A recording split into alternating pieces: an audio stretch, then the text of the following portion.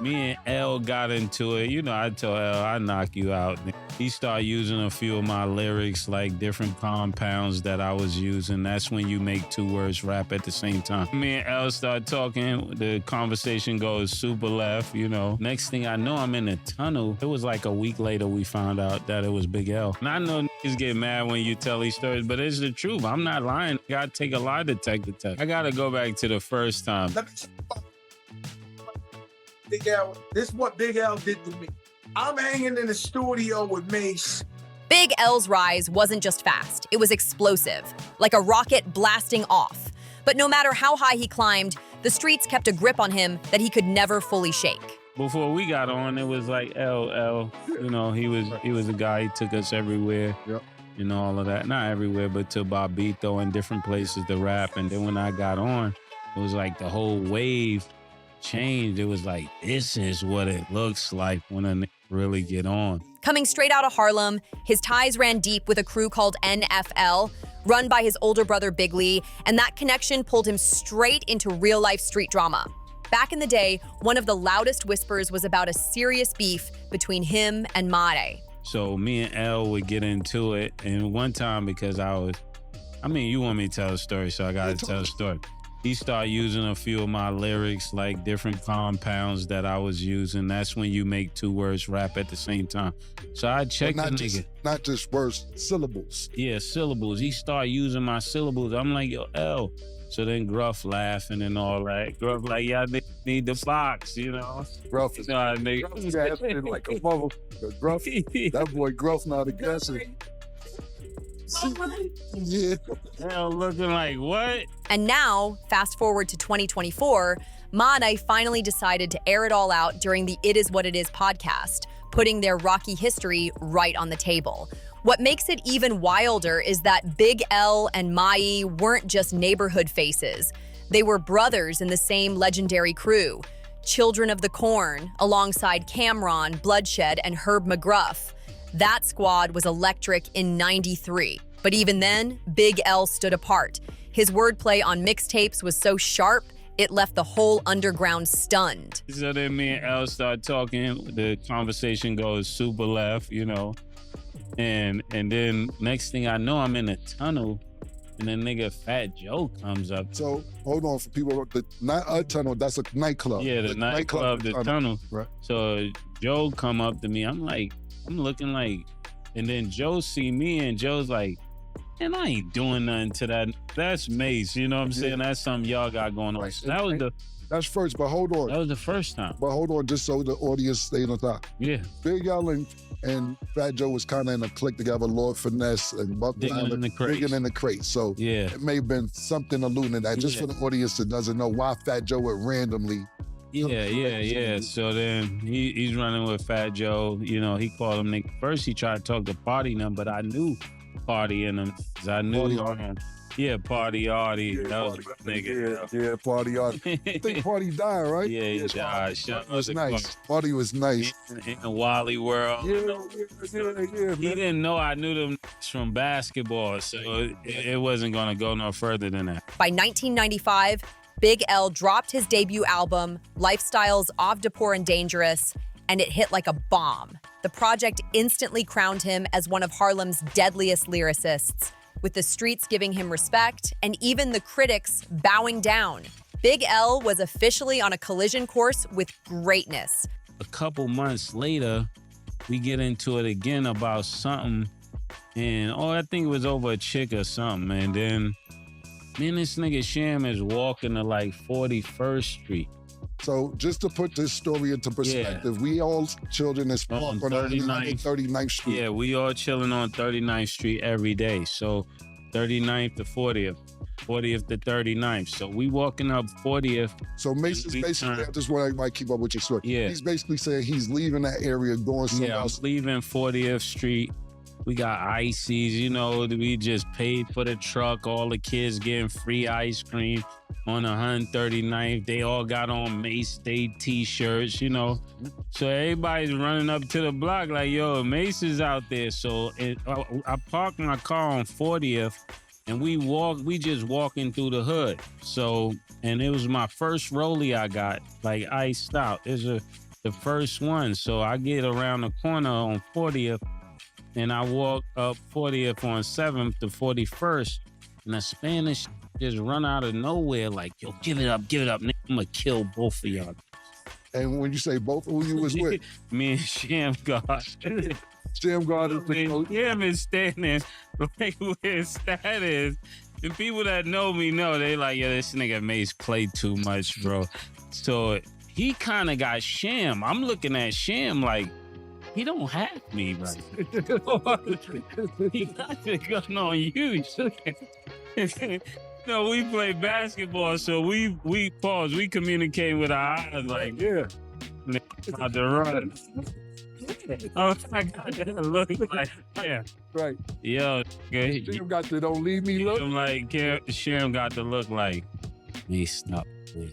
You know how Sharon May stop playing. So I'm like, I give him back the look, and this is happening in like 30 seconds. Real time. Fast communication. I'm looking at it like, this is my first vote. Yeah. I can't just get this one up like this. So then Sham like, he rubbing his stomach. That mean like, come on, don't leave me. Yeah. Pause. So I'm like, I'm gonna take this watch off and I'm gonna throw it because now the nigga done clacked it on us. We know he's serious. We didn't think he was serious first. Once he clacked it, I'm like, nah, I can't let him shoot Sham. But while El was grinding his way through the underground, VelvetTea took a whole different path. In 1996, he signed with Bad Boy Records and skyrocketed almost overnight, rocking diamonds, dripping in fur coats, and flexing that flashy, shiny suit life. That's when the energy between Big L and Mase started to shift. Harlem pride slowly twisted into Harlem tension, and their bond was never the same again. And Mase, he wasn't clueless. He started peeping Big L's fingerprints all over his own flow, like he was carrying pieces of L's style into the spotlight. Word spread through Harlem that Big L's razor-sharp rhyme patterns and slick punchlines were creeping right into Mase's verses. Like L's style was haunting his pen. So I take the watch off really slow. Sham like, hey, stop playing. I'm taking it off like I'm a fan. Nigga said, yo, it's taking too long. He put the gun on Sham, so then I take the watch off. I'm like, they got caught. That's what I'm really thinking. This nigga got caught. So then I throw the watch by the back of the car wheel, because I knew it was gonna bounce off. Pause. And when the watch fell, we just ran. But by the time we ran, the cops came from the left side, and before he can even pick the watch up, the cops had got the nigga. And I'm like, man, bro, I just need my watch back, Sham. You owe me, bro. Big L was never on your top 5 list. Folks started whispering that Mase was dipping into L's bag of tricks, and that only turned their rivalry into something way more personal. Harlem knew it, the streets knew it, and deep down, Mase had to know it too. But according to Mase, that little back and forth didn't end with a laugh or handshake. It ended with pure tension in the air. The talks went left quick, and instead of cooling off, things heated up. Big L wasn't the type to swallow his pride or let somebody from his own city check him without clapping back. Mase even said it plain. L wasn't having it, and he made that loud and clear. That's when Big L decided to call in reinforcements. Word is he linked up with none other than Fat Joe, the Bronx heavyweight repping digging in the crates, better known as DITC, and that move shook the whole scene. Because Fat Joe wasn't just another rapper, he was a giant with real reach and respect in the game. It was like a week later we found out that it was Big L. And that just messed up everything, because I'm like, yo, this snake's hating big time, bro. So they didn't kill her. Like, that's why he ain't in my top 5. What was it like going back over there to that neighborhood the same day, the next day? You say you left your car there. Yeah. What was it like having to see L or no L or without? No, I ain't see the. You know, the start standing on the other side. That's when he started standing on the other side of 39. Right. Right. So everybody's like, nobody else knew why the was over there, but he would be like on the other side Right. of the other street. And I know niggas get mad when you tell these stories, but it's the truth. I'm not lying. Nigga, I take a lie detector test. Fat Joe wasn't just a cosign, he was a presence. The type of guy who could shift the whole energy of a room the second he walked in. And when Mai told the story, he painted it like it happened just yesterday.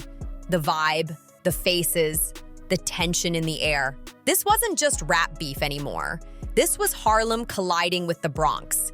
And everybody there could feel a storm about to break loose. But that wasn't the only time Big L and Mate's paths clashed in a way that made people freeze up. Mate revealed there was another moment, and this one was way more serious. The kind of memory that forces you to stop and really listen. He described being back in Harlem, just cooling with his childhood friend, God Sham God. Yeah, the same Sham God who later became an NBA legend with his deadly crossover and went on to coach for the Dallas Mavericks. They were just vibing on the block like it was any regular day until the calm suddenly shattered. I'm in the studio with Mase, and we see y'all all grew up in that same neighborhood. Jones 139th, all that, they children of the corner, all from that McGruff, all that's that hood, right?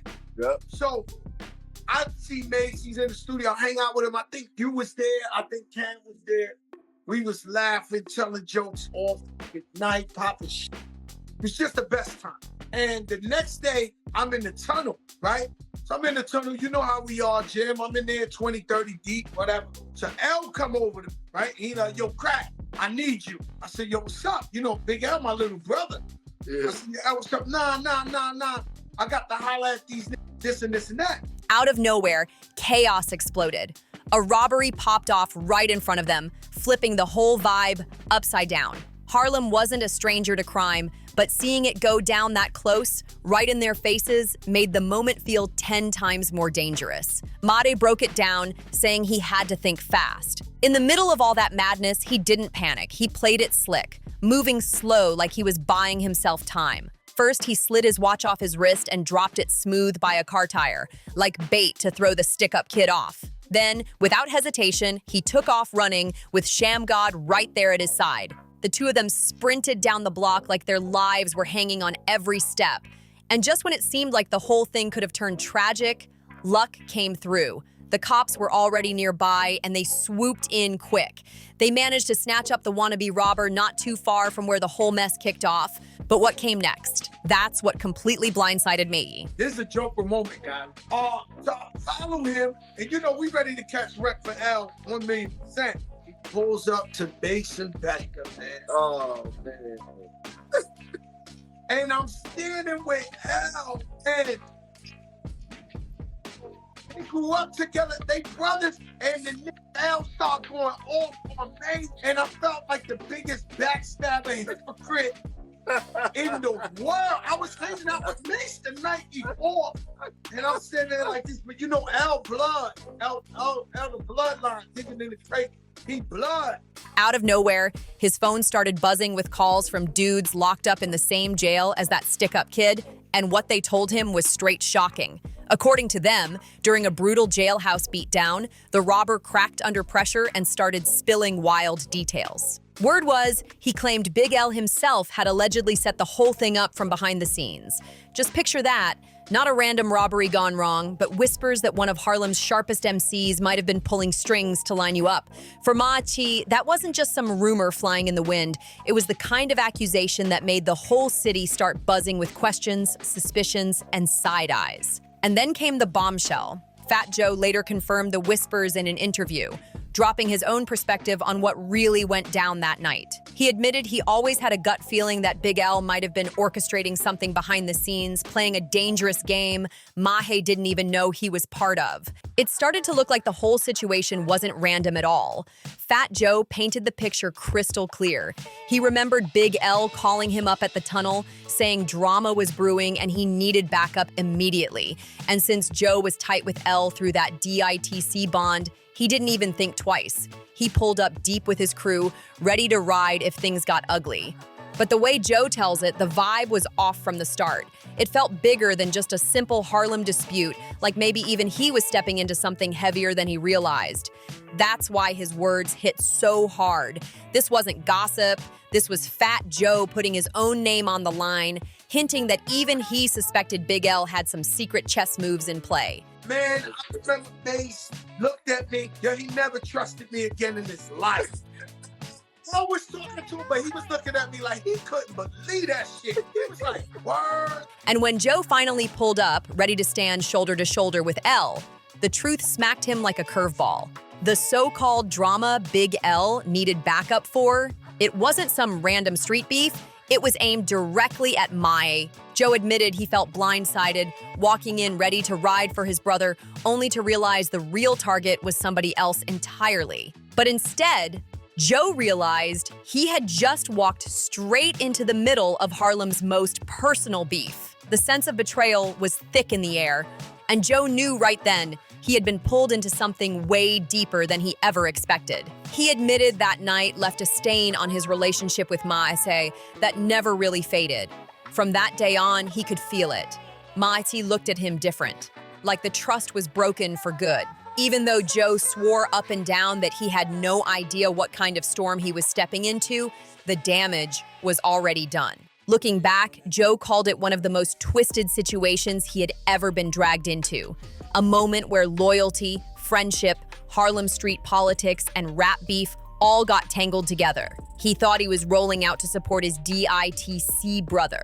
But instead, he walked straight into a setup that made him look like he was playing both sides. This story just keeps getting wilder, and the next chapter is about to flip the whole narrative upside down.